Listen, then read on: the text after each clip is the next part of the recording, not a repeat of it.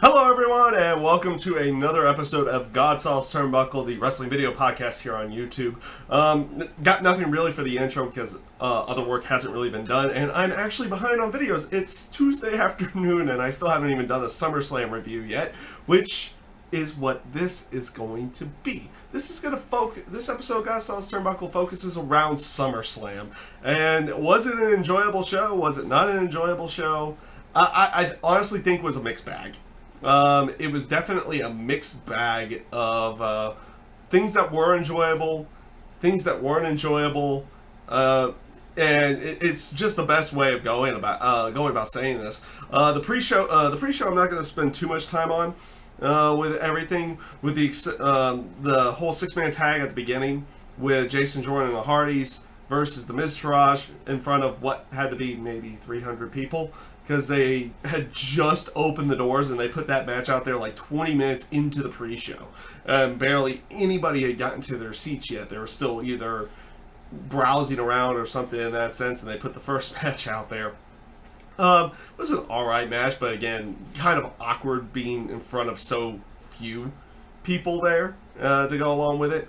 The Miztourage goes over in the end. It'll be interesting to see what they go about that down the road here, because, you know, Jason Jordan really has not been doing. He hasn't been doing it for the fans in a certain aspect in the terms of his character work. I will definitely agree he's great in the ring, and maybe they need to give him some kind of manager to go along with it.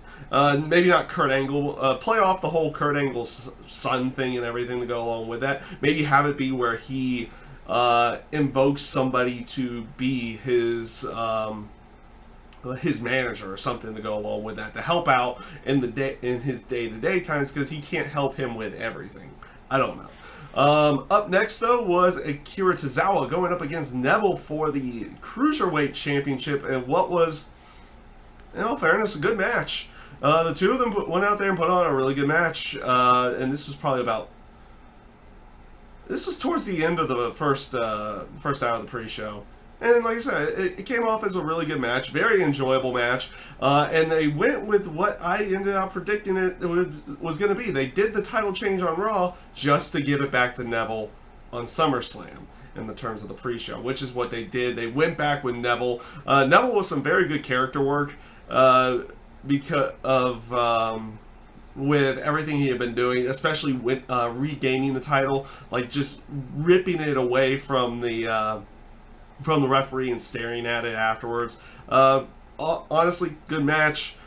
Nothing out of the norm from these two, but overall, really good match from both of them. So this brings us to the SmackDown Live Tag Team title match with the Usos and the New Day, and honestly, and though it's these two teams going with each other, you put one of your best matches, if not the best match of the night, on the pre-show. This was a really good match. Good stuff that they had from all sides. Good spots. You had that spot where Xavier he got alley-ooped outside the ring and then took the Samoan drop on the outside. Looked absolutely sick. The finish came with Big E eating a super kick from each one, then a double super kick, and then a double splash to finish off the match. It was just a really enjoyable match, and well, fortunately, it was a good match. And you could kind of say these two teams have really good matches all the time. But it was on the pre-show. One of your best matches on the night. It's on the pre-show. There you go. There you go. You could have put something else on the pre-show. I don't know, maybe like Big Cass and Big Show. We'll talk about that one here in a few moments, though. So let's get on to the main card. They started off with John Cena. Yes, he is the curtain jerker. And he came out with the giddiest, happiest face he had ever seen, because he knew what he was about to do. He was about to go out there and go up against Baron Corbin. And, you know, judgment was reserved. And guess what they decided to do? It seems as if at this point in time, right now, I'm not going to say for good, Baron Corbin has been soured on. He is they didn't do a full burial of him in this match, but they did do a decent one in this match. Cena does go over in this one with just one AA. He also did a bunch of jokey spots at the beginning of the match, going outside while he was toying around with Baron Corbin, gets JBL's hat, says he's in his head, everything in that sense. He did, now let's not get this wrong, he did sell for Baron Corbin's offense, but in the end, a lot of people kick out of the AA at least once now. That wasn't even done here. It was one AA and done for Baron Corbin. John Cena goes over in this one, which was his first SummerSlam win in a very, very long time to go along with it. So, yeah, it like I said, the match itself was decent enough. But you could tell this was kind of there to maybe humble Baron Corbin a little bit. With everything in that sense. So, this brings us to Naomi going up against Natalya for the SmackDown Live Women's title. These two worked well together. This was actually a pretty good match. A very enjoyable match from both sides. Maybe the build-up wasn't the greatest in that sense of everything, but to be honest with you, in the terms of the match quality itself, I thought it came off really good. The only real downside to this one was after the match, you didn't get a cash-in from Carmella, or even a tease of a cash-in from Carmella. But both of these, like I said, both of them worked back and forth pretty good with each other. It ended with Natalya going over with the sharpshooter. She had gotten her Naomi in the sharpshooter once after countering out of Naomi's submission hold, which I don't know if they actually have a name for that yet. But she gets her in the sharpshooter. Naomi gets to the ropes, throws her. Actually, she doesn't get to the ropes. She counters out of it and slams Natalya's head into the turnbuckle via like what happened with Charlotte the month before, and goes for the split-legged moonsault, and that gets countered and right back into the sharpshooter, and she taps out. No tease of a cash-in, but overall good match, very enjoyable to watch. I thought it was good. So this brings us to Big Cass versus the Big Show. Enzo in a shark cage, and honestly, the best part of this match was Enzo. It was. Literally him like having to do stuff to try to get himself out of the cage was the most enjoyable part of this match. Unfortunately, Big Show and Big Cass did not gel well together. Honestly, it didn't really work out all that well when they did that Raw main event with them either. And it showed even more here. This was a boring match. Boring match. Ends with Big Cass after Enzo gets out of the cage, big booting Enzo real quickly, so making him look more like a chump to go along with it, and then hitting the big boot and the Empire Elbow on Big Show to get the victory. So it was what it was. So this brings us to Randy Orton versus Rusev, and oh my god, why did they do this to Rusev? I mean, in at least in the sense of what they did with Baron Corbin, you don't feel like that maybe they're fully souring on him. They're just maybe running short on time, so they had to do something quick. And this is the match they went with, so they at least gave Rusev something in the sense of a beatdown before the match. But Rusev comes out as Randy Orton's having his ring entrance, attacks him, beats him down, gets him in the ring. Referee asks him if it was okay to start the match. Of course, he's gonna go. Randy Orton's gonna go like, yeah. Bell rings, Rusev charges, Randy Orton ducks, RKO, done and gone. So there is a rumor going around. I'm not sure how 100% true this is. That Rusev may be trying to get out of his WWE contract at this point in time because he doesn't like where he's at or something in that sense, and maybe that's why they did it like this, or maybe they were just running short on time for this one, for whatever they, for however long they wanted to go throughout the night, and they had to make a really quick match out of it. I don't know, but why do it to Rusev? Then again, I would take a look at a lot of these matches. And why would you do that to any of these matches, honestly? With maybe, and even with Big Show and Big Cass, even though that match was boring, you can't even say it's like, oh, it deserves to only end in like 10 seconds. It just sucks. It just sucks that it had to happen to Rusev in that case.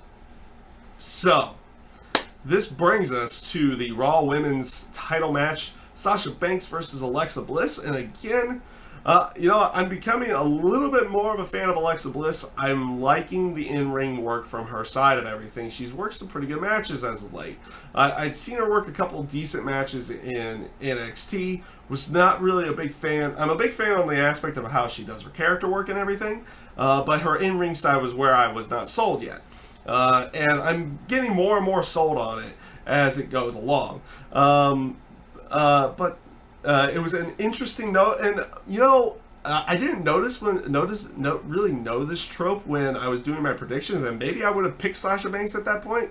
But apparently, they have this little trope of somebody's a replacement in a title match. They end up winning. Never really recognized that. That was one of the few things I haven't really recognized about wrestling matches. Like when someone replaces the original contender in a title match, the person who replaced the number one contender actually ends up winning. Now both of them again worked pretty well together. Honestly, I thought this was a good match from both of them. They had this spot where in the corner where Alexa Bliss was either going to try a code red or at least a sunset flip in the corner, but Sasha counters it and does like an Alabama slam, slamming Alexa Bliss into the corner. It looked great. I thought it looked really good. Both of them, like I said, both of them looked. They worked pretty well together. They did a spot where Alexa had potentially injured Sasha's shoulder to maybe tease that she might not be able to get the bank statement on, which in the end she does, but she does it in an interesting way. First of all, I like how Alexa fights. She fought to try to make sure that the bank statement wouldn't get on. The first time she countered, she like slammed the arm into her shoulder a couple times to break it. But on the actual second attempt for it, I like how Sasha, instead of trying to grasp the hands, she grasped her part of her actual ring attire to get the leverage she needed. I like that. I actually like that aspect, and it was a nice little way of saying it's like, okay, she did something else to try to get the actual submission hold on versus just doing it normally. She was trying to play up the injury a little bit, still a little bit in that one. And overall, I thought it was a good match with Sasha Banks going over. The only thing that really goes with this one is, are they going to give Sasha Banks a real title reign at this point in time? She's had the title 3 times before this. Each time she lost it in the first defense when she was going up against Charlotte. So let's see if they're going to give her a real title reign, or is this going to be another case where let's play hot potato with the women's title on Raw again. We'll see where they go with it. So this brings us to Finn Balor, the Demon Finn Balor, as they had to advertise that he was coming out in the demon paint beforehand, going up against Bray Wyatt. This match, honestly, I thought it was a good match. I thought the match itself was good, and it was storytelling mostly in this case between Bray Wyatt and Finn Balor, and how Bray Wyatt was reacting to the demon throughout that entire match. It wasn't just like, oh, he had something special during the entrance. At the end where Bray was trying to do the spider walk bit and do his creepy thing, Finn just like jumps up and it creeps out Bray Wyatt even at that point. They did a lot of different mannerisms, but in the sense of Finn Balor normal versus Finn Balor demon, you get the entrance, obviously, but you don't really get a new move. You get kind of more of aggressive from him, but not too aggressive, and a lot more growling from Finn at that point in time. But I like the storytelling elements that they had between Bray and Finn in this match. Finn Balor going over, pretty much self-explanatory at that point in time, because it's only the second time they had Finn don the demon body paint and everything in that sense for a match on the main roster. You knew they weren't going to have him lose here. But otherwise, I thought it was a rather enjoyable match in every sense of the word. So, up next, we are going to go with a Raw Tag Team title match. Seth Rollins and Dean Ambrose going up against Cesaro and Sheamus. And this was a very good match. I enjoyed watching this match. Both Seth and Dean working together. And Cesaro, you are my new hero. Because I don't know why they chose this match. Maybe if they did this during Big Show versus Big Cass or something, it would make more sense. I don't know why they chose this match to have the fans decide, it's like, oh, we're gonna bust out the beach ball right now. And it was starting to go around. You could kind of see it a little bit on the screen, but you could tell the crowd was kind of looking elsewhere during the entire thing. And eventually, like, a security person had gotten a hold of it. They get booed, and they eventually put it back out for everybody. And it landed into that little into the floor area. So out of nowhere, I guess just out of sheer being feeling like being disrespected by the fans, and a good way of probably getting heel heat on him, though he got big yes chants for this one as well. Cesaro just dashes into the crowd, grabs the beach ball and rips it apart. And Cesaro, you are my hero. I hate the beach ball, at least in wrestling. I don't like the beach ball, and it was absolutely great. Other than that, like I was saying, this match was very enjoyable. Good spots from all sides. I like how they had the setup of the tandem dives between Seth Rollins and Dean Ambrose. It's almost like they've never stopped teaming up with each other. They seem to just work well together. The ending spot with where it looked like Cesaro was going to go for a big move on Dean Ambrose, teaming up with Sheamus at that time. He ends out eating a Hurricane Rana from the top rope, throwing him into Sheamus, and taking out Cesaro. And then Seth Rollins did that like Rainmaker type knee, or I actually think, what is it? Kenny Omega has it. It's called the V trigger that he calls it. But that short armed jumping knee that he does now into the Dirty Deeds for the victory. And like I said, this was just an enjoyable match. It was a very enjoyable match. I was glad they got rid of the distraction in the match. Cesaro, you are a hero. You are a hero. Thank you for getting rid of the beach ball. But yeah, very enjoyable. Good to see that they weren't going to make this a short-lived thing with Seth and Dean. That maybe they're going to tease this a little bit longer, where maybe it's reverse role this time, and Dean Ambrose is going to turn on Seth Rollins at some point in time. We'll see where they go with it, but it's good to see that they weren't going to, slingshot that portion of the story to SummerSlam. They are going to let it dwell over time. Is this something that's going to happen down the road? So this brings us to the United States title match now. AJ Styles and Kevin Owens with Shane McMahon as the special guest referee. The match was good. And if they would have gotten rid of Shane, it would have been better. To be honest with you. Though I did like some of the stuff that they did with Shane. In the terms of taking bumps and everything in that sense. He was trying to be a referee, but he was this referee that was just in the wrong place at the wrong time so many times. And they did do the shoving spot with the ref where they shove him, he shoves him back, and then a pinfall attempt happens. But overall, really enjoyable match. Also, but they do play up controversy in the match again, where it looked like Kevin Owens was going to get the pinfall, but he hooks the wrong leg. AJ Styles gets the foot on the rope.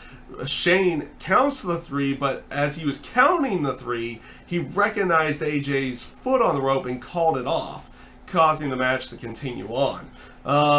And the finisher, it was basically after one of those shoving spots, AJ Styles hit a Pele kick, the phenomenal forearm, and then the Styles clash to gain the victory.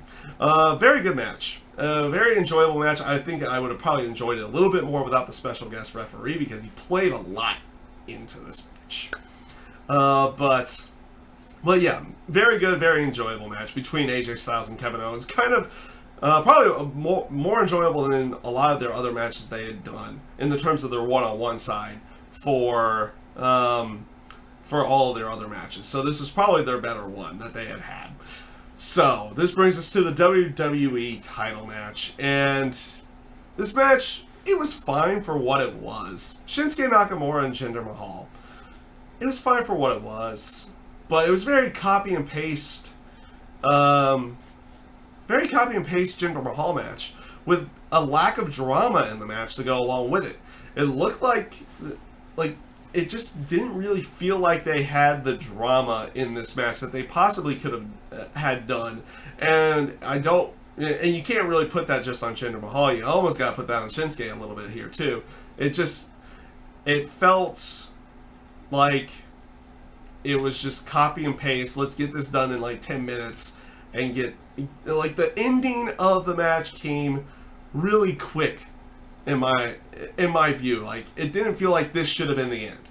The ending came where Shinsuke had set up a point where it looked like he was going to go for the Kinshasa on Jinder Mahal, and then the Singh brothers get up, they get thrown in the ring, they eat Kinshasas, and then Jinder Mahal hits, well, basically a botched variation of the Colossus, and gains the victory. Like I say, it came very quick in the match, and it was decent for what it was, but I mean, this is Shinsuke Nakamura. It should have been far better, and probably given a little bit more time to go along with it. It should have been far better than what we ended up getting here. And like I said, it ended up coming off as copy and paste Jinder Mahal match, which, let's not get this wrong. On my SmackDown reviews and on other areas, I am actually, kind of becoming a fan of Jinder Mahal. I think his promos have been pretty decent.